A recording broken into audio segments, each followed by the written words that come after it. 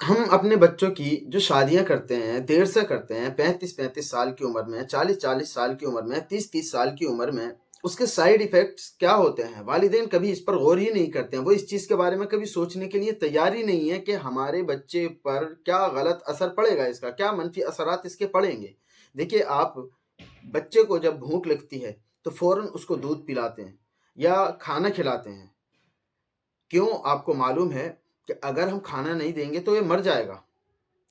تو اسی طریقے سے آپ کے بچے کو لگ رہی تھی بھوک 18 سال کی، 15 سال کی عمر میں، اس وقت آپ نے اس کا نکاح کرا کر کے اس کی جنسی خواہش کو پورا نہیں کیا، جنسی تقاضے کو مکمل نہیں کیا، جس کی وجہ سے وہ اب غلط کام کی طرف جائے گا۔ تو 35 سال 30 سال کے درمیان کا جو وقفہ ہے، اس درمیان کے وقفے میں اس بچے نے کیا کیا ہے، اس چیز کا والدین کو علم نہیں ہوتا۔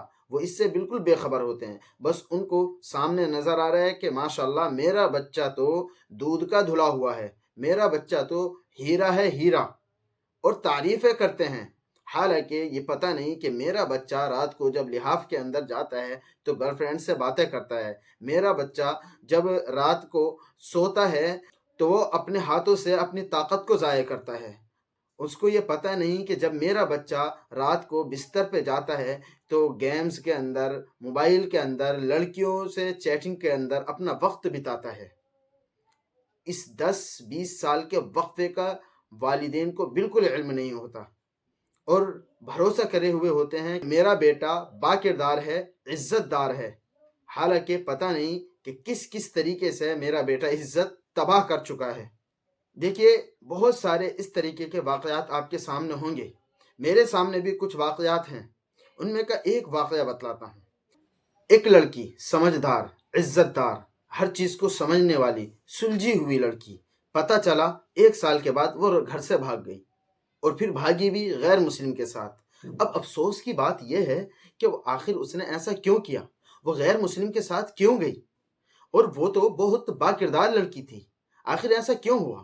نہ موبائل یوز کرتی تھی، نہ غلط کاموں میں پڑی ہوئی تھی، نہ غلط سہیلیاں اور اس کے دوست تھے، پھر اس نے ایسا قدم کیوں اٹھایا؟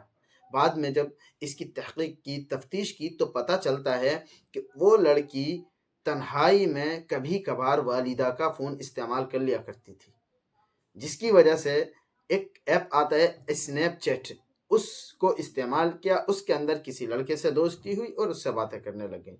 بھئی، نفس ہر ایک کے ساتھ جڑا ہوا ہے، اس کے ساتھ بھی نفس تھا، تو اس نفس نے اس کو بہکایا، وہ اس کے بہکاوے میں آ گئی۔ اب بتلائیں کہ وہ لڑکی کہ جو با کردار تھی، جو عزت دار تھی، پھر اس نے اتنا گندا قدم کیوں اٹھایا، اتنا غلط قدم کیوں اٹھایا؟